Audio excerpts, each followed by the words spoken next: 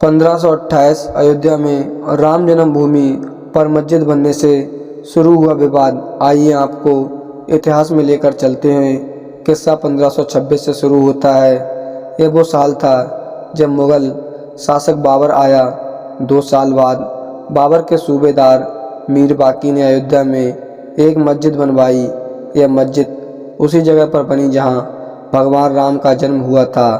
बाबर के सम्मान में मीर बाकी ने इस मस्जिद का नाम बाबरी मस्जिद रखा। यह वो दौर था जब मुग़ल शासन पूरे देश में फैल रहा था। मुग़लों और नवाबों के शासन के दौरान 1528 से 1853 तक इस मामले में हिंदू बहुत मुकर नहीं पाए।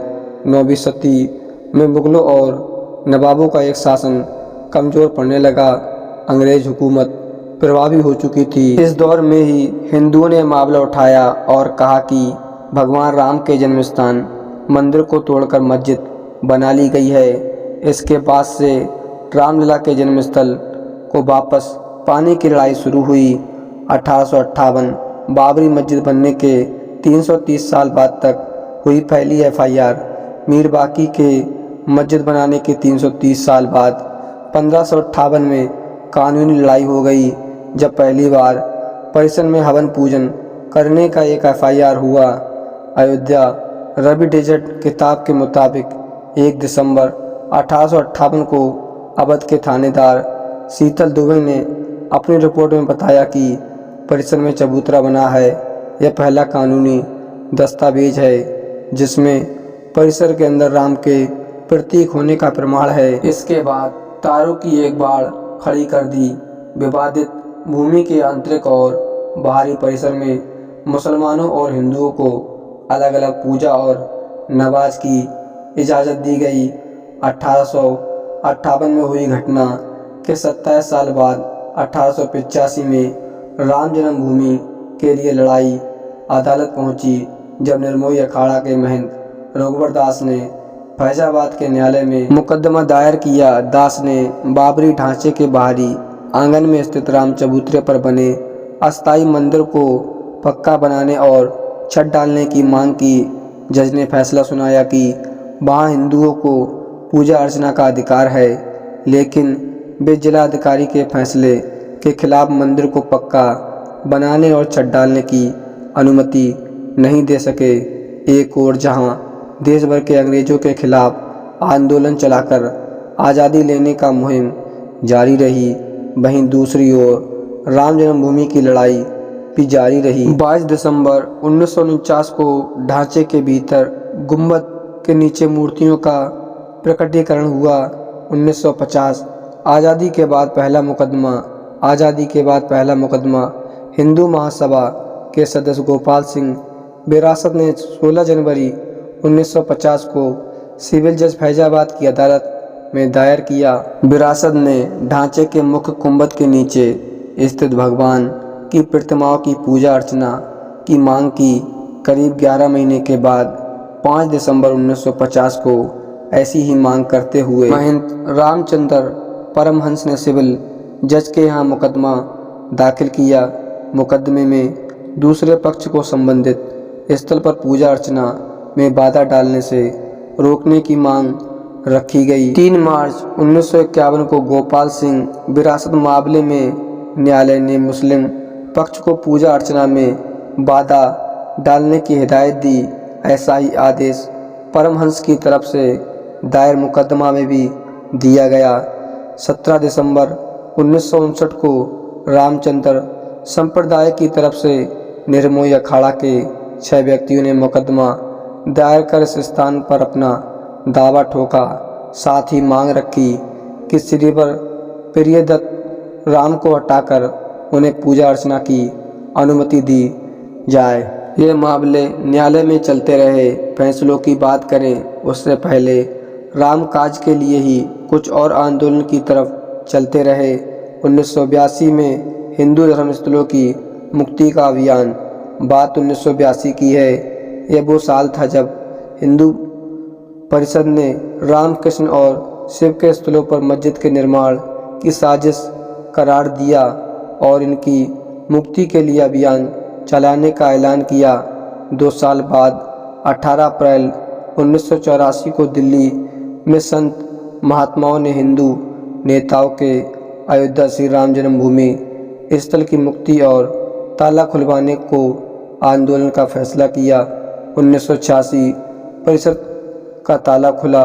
मुकदमों की बात हुई तो फिर से कानूनी लड़ाई की ओर चलते रहे। एक फैसला 1 फरवरी 1986 को आया जब फैजाबाद के जिला न्यायाधीश KM पांडे ने स्थानीय अधिवक्ता उमेश पांडे की अर्जी पर इस स्थल को ताला खोलने का आदेश दे दिया। फैसले के खिलाफ इलाहाबाद उच्च न्यायालय की लखनऊ खंडपीठ में दायर अपील खारिज हो गई। 1989 में राम जन्मभूमि पर मंदिर का शिलान्यास।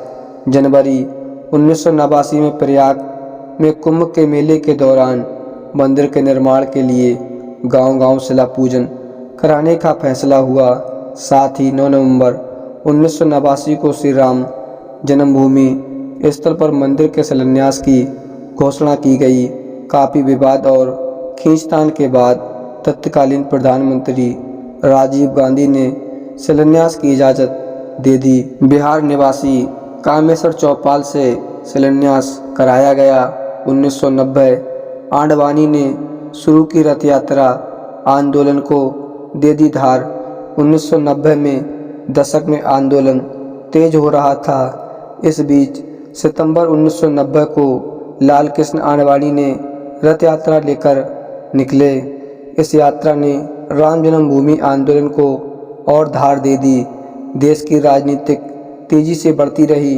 आडवाणी गिरफ्तार हुए। गिरफ्तारी के साथ केंद्र में सत्ता का परिवर्तन भी हुए। भाजपा के समर्थन से बनी जनता दल की सरकार गिर गई। कांग्रेस के समर्थन से चंद्रशेखर प्रधानमंत्री बने। यह सरकार भी ज़्यादा नहीं चली। नए सिरे से चुनाव हुए और एक बार फिर केंद्र में कांग्रेस सत्ता में आ गई। इन सब के बीच आई वो ऐतिहासिक तारीख जिसका जिक्र किए बिना यह किस्सा पूरा नहीं हो सकता। 1992 विवादित ढांचा गिरा। तारीख थी 6 दिसंबर 1992।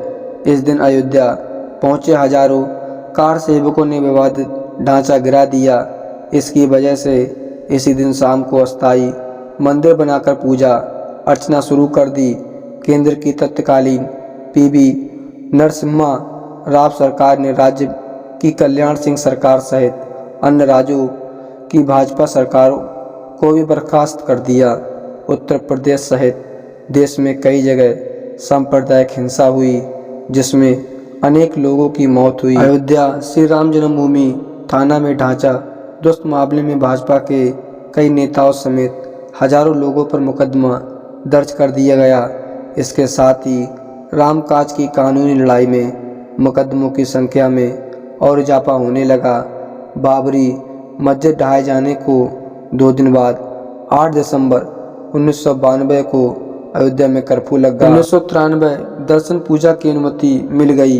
बाबरी ढहाए जाने के 2 दिन बाद 8 दिसंबर 1992 को अयोध्या में कर्फ्यू लगा था।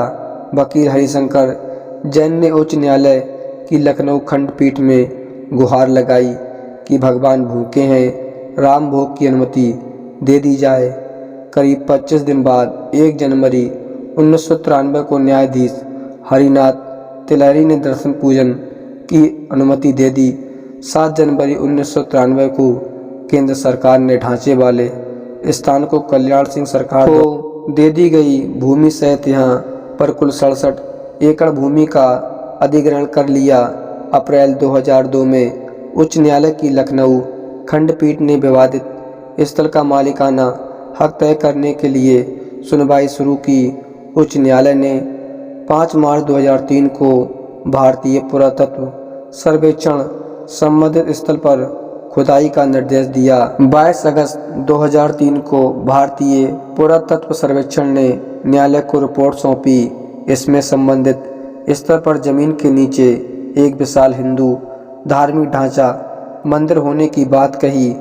30 दिसंबर 2010 को इलाहाबाद उच्च न्यायालय ने 30 सितंबर 2010 को इलाहाबाद उच्च न्यायालय ने इस स्थल को तीनों पक्षों श्री राम लला विराजमान निर्मोही अखाड़ा और सुन्नी सेंट्रल कब्र फोर्ट में बराबर बराबर बांटने का आदेश दिया।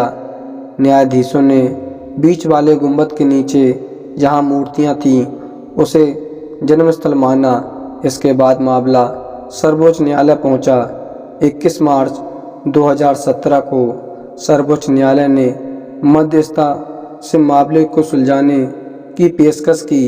यह भी कहा कि दोनों पक्ष राजी हो तो इसके लिए एक मामले सुलझाने की पेशकश की और यह भी कहा कि दोनों पक्ष राजी हों तो वह भी इसके लिए तैयार है। 2019 सुप्रीम फैसला और मंदिर का निर्माण का रास्ता साफ। 6 अगस्त 2019 को सर्वोच्च न्यायालय ने प्रतिदिन सुनवाई की। 16 अक्टूबर 2019 को सर्वोच्च न्यायालय में सुनवाई पूरी हुई और कोर्ट ने फैसला सुरक्षित रख दिया। इससे पहले 40 दिन लगातार सुप्रीम कोर्ट ने सुनवाई 9 नवंबर 2019 को 131 साल से चली आ रही लड़ाई में अब वक्त था अंतिम फैसले का। 9 नवंबर 2019 को सर्वोच्च न्यायालय ने संबंधित स्थल को श्री राम जन्मभूमि माना और 2.77 एकड़ भूमि रामलला के हित में मानी। वहीं निर्मोही अखाड़ा और सुन्नी बक्र फोर्ट के दावों को खारिज कर दिया गया। इसके साथ ही कोर्ट ने निर्देश दिया कि मंदिर के निर्माण के लिए केंद्र सरकार 3 महीने में ट्रस्ट बनाए और ट्रस्ट निर्मोही अखाड़ा के एक प्रतिनिधि को शामिल करें। इसके अलावा यह भी आदेश दिया कि उत्तर प्रदेश की सरकार मुस्लिम पक्ष को वैकल्पिक रूप से मस्जिद बनाने के लिए 5 एकड़ भूमि किसी भी उपयुक्त स्थान पर उपलब्ध कराए। इसी के साथ दशकों से चली आ रही लंबी लड़ाई समाप्त हो गई। अब बारी थी निर्माण की। 5 फरवरी 2020 को प्रधानमंत्री नरेंद्र मोदी ने अयोध्या में निर्माण के लिए राम जन्मभूमि तीर्थ क्षेत्र ट्रस्ट की घोषणा की। ठीक 6 महीने के बाद 5 अगस्त 2020 को अयोध्या में राम मंदिर की आधारशिला रखी गई, जिसमें पीएम मोदी शामिल हुए। 2024 भव्य मंदिर में रामलला की प्राण प्रतिष्ठा। 134 साल चली कानूनी लड़ाई के बाद अब अयोध्या में राम मंदिर का निर्माण हो रहा है। राम जन्मभूमि पर मंदिर के पहले चरण का काम पूरा हो गया है।